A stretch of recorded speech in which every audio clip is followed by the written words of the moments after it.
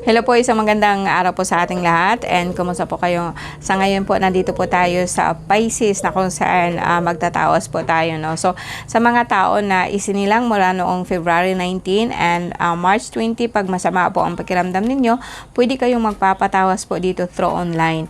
And ang gagawin po natin is like, isipin niyo talaga, like imaginein po ninyo na nandito po kayo sa harapan ko and makikinig po kayo sa dasal. And tingnan po natin kung anong nangyari sa inyo po sa pamamagitan po ng tarot card, and sabayan po natin ng dasal, and sabayan din po natin ng kahit papaano po pag-visualize po sa mahal po na araw, no? And let us begin, no? Yes.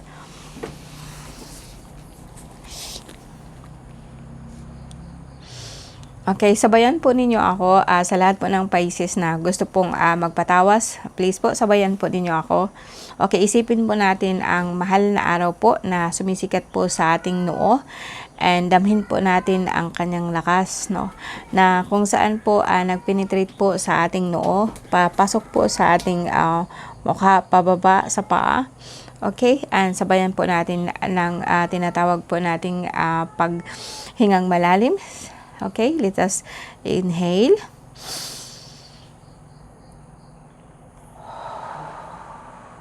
Ilabas po natin yung mga negative po na masakit po sa ating katawan. Hinga po tayo ng bagong hangin po mula sa kalikasan.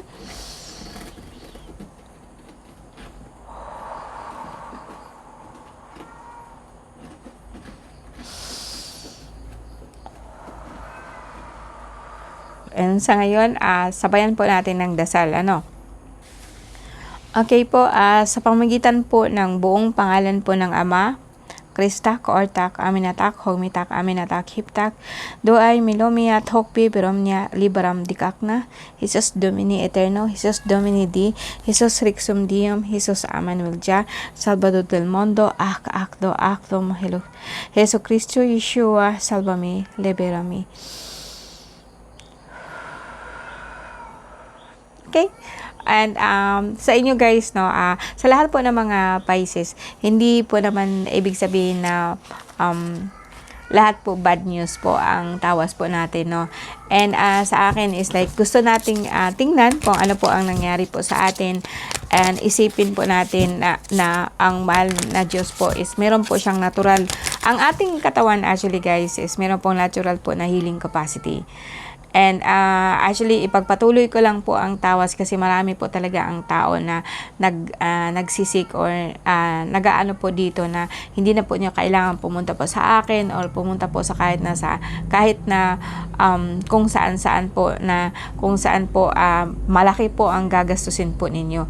And sa akin po, ang gamot po ng kalikasan is mas mabisa po, no, kaysa gamot po na kung saan is proseso na. And meron po akong ibibigay po sa inyo kahit papaano, and na mga sample or kung ano ang pwede po ninyong gamitin po, no. Lahat po yan nandyan lang po sa gilid po natin, no. And just in case po na hindi po kayo makarating sa akin, hindi po kayo makapagpatawas ng personal, isipin niyo lang po ang pinapagawa ko sa inyo, no. And pakinggan po ninyo ang dasal. Okay, sa lahat po ng Pisces, sa inyo po to February 19 and hanggang March 20 para po sa inyo ito. Okay, nakita ko kaagad po dito na parang yung balikat po natin, no, masakit po siya, no, parang tinusok po yan dyan sa baba. Ito ay siguro marahil po masakit, meron po tayong problema po sa kung saan mababa po ang pulang dugo po natin. Pwede din po na yung mga uric acid po natin mataas, yung pagka gumaganon po tayo masakit, no, yung mga tinatawag po natin mga frozen shoulder. Yan po actually is like ano lang po yan, mataas po ang uric acid po natin. So mostly, mas maganda siguro bawasan po natin ang pag-take po na kung saan mga buto-buto, no, nandyan na po yung mga nuts, yung mga karning baboy. Ang karning baboy okay lang po siya, basta wag lang po siyang buto-buto, no. And umiwas po kayo sa manok at saka sa baka, lalo na po pagka meron na po kayo naramdaman po na mga frozen. And ang pinakamaganda po niyan guys is like igalaw-galaw po ninyo, no, like ganun po na klase po ng pag-exercise, no. And kuminsan kasi yung mga edad natin, mga matatanda na katulad natin, katulad ko, talaga pong mahirap na itong mga ganito na kasi kulang po tayo sa exercise, no. And yeah, so let's enjoy po guys, no. Enjoy po natin ang buhay po natin, no, instead po na magkaroon po tayo ng problema or isipin po natin kung ano po yung sakit po natin. And ito yung bagang let's just think po na positive po lagi. O sabihin po natin na yes, nakakasakit po tayo. Natural lang po yun kasi ang body po talaga natin is nag-expired. Pero not in our soul, not our mind, no? And actually guys, alam ko naman po na kasing edad ko talaga ang usually po na nakikinig, no. Sa ngayon guys, may nakita po akong problema po sa iyong balikat, yes. And meron din po ako nakitang problema po actually sa iyong balakang, no. Parang itong dito mo parang nagbabaga po siya, no. And siguro ito, may tama ka po dito sa may baba po ng mattress mo. Pero hindi naman siya ganun talaga po kagrabe. And mayroon din po akong nakitang problema po sa pandinig, no. Kuminsan po parang inaano tayo, yung tinatawagan, yung parang may hangin po dito sa tenga po natin. And well, sa ngayon po, hindi ka po nakakatulog ng maayos, no? Talaga pong sabihin kong may sumusunod sa iyong kaluluwa, and kuminsan po talaga pong galit siya, or sabihin po niya hindi po siya mapalagay. Pwede din po na sabihin po natin na actually yung tinatawag po natin na mga hinanaing po ng mga yumao po, no? Ito'y pwede pong sabihin po natin na baka nakalimutan nyo yung mga yumao po natin, no? Ito yung tinatawag natin na respeto po. Alalahan po natin minsan po ang ating mga yumao. Okay, tapusin ko itong tatlo and tatlong spread. And para po magkaroon po tayo ng idea kung ano po talaga nangyari sa inyo. Okay guys, no? Actually, may nakita po talaga akong problema po siya sa kidney, pero hindi na po siya ganun, no? Ang card niyo ganyan guys is medyo kumanda na po talaga. Congratulations po sa lahat po ng Pisces, no? Sa ngayon, baka po ito medyo mahina ka sa tubig, and may nakita din po akong yes, hindi ka talaga nakakatulog kasi iniisip mo yung mga bata, iniisip mo yung mga gastusin. And may nakita din po ako dito na kumbaga sa akin marami pong medyo mataas yung sugar nyo, kaya kuminsan ang paa ninyo, pakiramdam po ninyo is malamig, and hindi po masyadong maganda po ang circulation po ng dugo nyo. But actually sa totoo lang guys, no, hindi ganun na, as I said, no, hindi na ganun ka grabe po ang naramdaman po ng mga Pisces sa ngayon. May nakita na po akong positive, like nag-iisip ko po talaga na kahit paano makapag-provide sa family, iniisip po lagi ka pong nagdadasal po, no. And may nakita din po ako dito na yes, with 9 of Vessels po, talaga pong alam ko may problema po kayo sa pamilya. Kasi ito po parang may nakita ako na walk away, like emotional, I think makikita ko to parang emotional baggage ba, na kung saan mga hinanakit mo sa mga magulang mo, dala mo siya hanggang ngayon. And ngayon na nag-asawa ka na, parang ganun din po nangyari, no. And guys, may nakita din po ako dito na kuminsan po bigyan po natin ng pansin po yung mga yumao po natin, no. Like sindihan mo lang po sila ng kandila kahit anong relihiyon mo po, no. Wala pong exemption dito kasi may mga Kristiyano po na hindi po naniniwala sa mga kaluluwa. But eto po, pwede po niyo siyang sindihan po ng kandila kahit anong kulay, and magdasal po para po sa kanya na sana po ay like bigyan po siya ng light, no. Talagang isipin po ninyo na ibinigay po ninyo sa kanya yung ilaw po na kung saan magsisilbing gabay po niya sa madilim niyang mundo.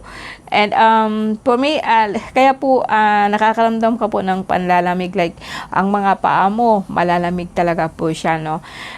Parang paghipuin mo yung mga skin mo, parang siyang malamig, lalo na po sa part po ng paa, or nakakaramdam ka po dyan ng manhid.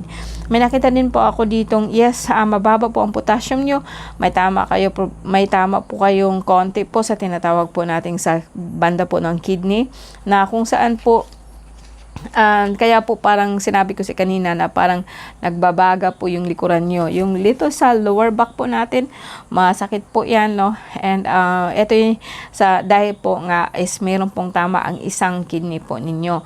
So, inom kayo ng maraming tubig, bawas po kayo sa matamis, guys, no? Kasi tumataas din po sugar nyo.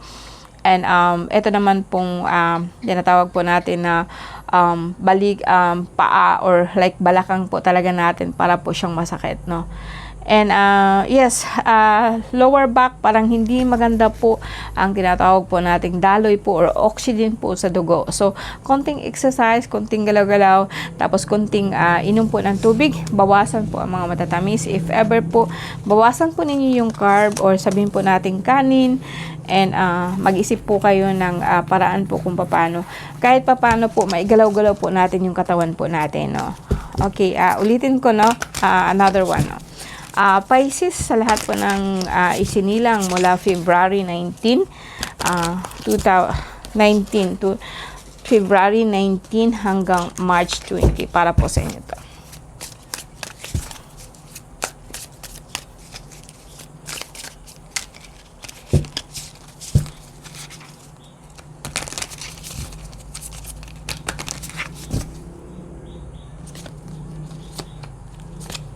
Okay, 9 cards. Well, actually guys, nakita ko po dito na meron po kayong konting problema po about po sa parang ang ulo po ninyo dito is masakit, no? Masakit po siya, and then itong likuran po ninyo, masakit din po yung likod. And may nakita po ako ditong, I think guys, sabi ko nga sa inyo, so huwag ninyo po masyado pong, huwag kayong inom po ng synthetic po na gamot, no? Pwede po kayong uminom po kung saan natural po ng herbal. Si Pisces po ngayon, actually hindi ka na po masyadong emotional. So, I think, although sabihin po natin na, I think you are walking away, you're trying to walk away from any stress situation, and you are seeking out po kahit paano po maging masaya po kayo. And ang gusto ko lang pong isipin, tapos yung dito ninyo guys, yung dito na part po, masakit po siya, no? So, bawas po talaga po kayo sa pagkain po ng kahit na anong anything heavy, no? So, masyadong mamantika. May tama po kayo sa kidney nyo, parang, kung hindi po ako magkamali, parang gallstone or kidney stone. So, eto guys, so pwede po siya, no? Sa akin, wala po akong nakita ditong something po na ginagawa po ng iba. Talaga po natural po ang sakit nyo. But then si Pisces, congratulations po talaga, kasi alam ko talagang you are trying now so hard po na magiging masaya kahit papano, no? Alisin na yung mga stress, and ang dasal po natin, marami pong kumakapit sa iyo na elemental, no? So as I said, please be reminded po na mga elemental is sometimes po talagang makulit, pero mga alaga po natin is mga ganyan po. And kung pwede lang po na isipin mo lang po yung araw, and then tanggalin mo sila sa katawan mo. So, sabayan po ninyo ito ng dasal, no? And like tanggalin lang po ninyo siya, kasi kung minsan po kumakapit lang po sila, no? Kumakapit po sila sa atin kapag mayroon po silang nararamdaman. And sa akin, talagang isipin ninyo po na kapag pagkatanggalin niyo sila sa katawan, like isipin po niyo sila po'y gagaling. And sa pamagitan po ng dasal, din sa pamagitan po ng lakas po ng ating isipan, isipin po natin na gagaling po sila. And sa pamagitan po ng ilaw na nanggaling po sa katawan po natin, gagalaw po sila at the same time, and then maalis po sila, matatanggal po sila. Okay? So, guys, no, hihingi po tayo ng tulong po ng orasyon po ng mahal na ina, which is Reyna Trinidad, no? Let us begin. Okay, Reyna Trinidad, Verbo Jesus Atadar Makmamitan. Tawagin po natin ang liwanag po ng krus. Ardam Actam Adonai Sancto Cristo, Cruxia Omnipotenti, Sancto Elovam Semper Eternus, Dios Omnipotentis, Dios in Caeli in Tierra, Sancto Causi, Cristo Jesus Illumini Populi. And then, tanggalin po natin itong sakit po ng ulo.